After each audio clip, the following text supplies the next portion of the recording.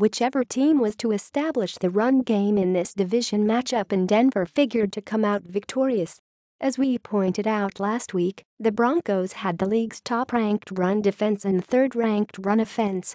Both held up, and because of it the Broncos now sit at 3-1, and the Raiders dropped to 2-2.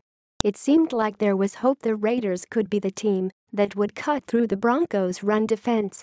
What with their Pro Bowlers in Donald Penn, Kelechi Osemele and Rodney Hudson, and last season's 6th-ranked rushing offense with Marshawn Lynch now leading the way, it also seemed like they may be able to slow down their running game. What with the return of Mario Edwards Jr., a leaner, more nimble Justin Ellis, and the emergence of rookie Eddie Vanderdoes, neither happened. The Raiders were dominated in both areas.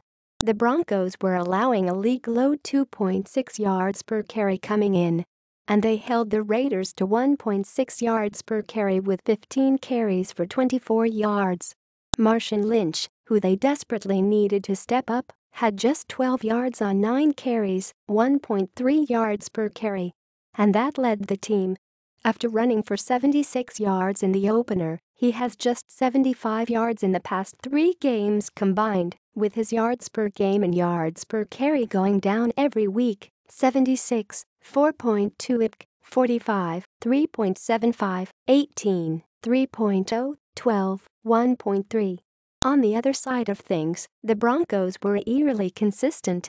They ran 16 times in the first half for 71 yards, 4.4 IPC, and 16 times in the second half for 72 yards, 4.5 IPC, for a total of 143 yards. C.J. Anderson led the way with 20 carries for 95 yards, 4.8 IPC.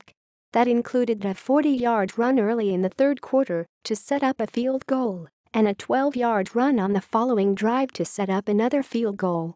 On top of that, Carr was hit 4 times and sacked twice, one of which injured his back, and he was knocked out of the game. That hit didn't come around the edge either. It came right up the middle from Adam Gotsis. If you would like to see Khalil Mack as a trench player and consider his monster game in this, that's up to you. But I am not talking about edge rushers here. I'm talking about the big fellas on the interior and the agile fellas who run behind them. That's where the Raiders were pummeled on both sides of the ball from start to finish.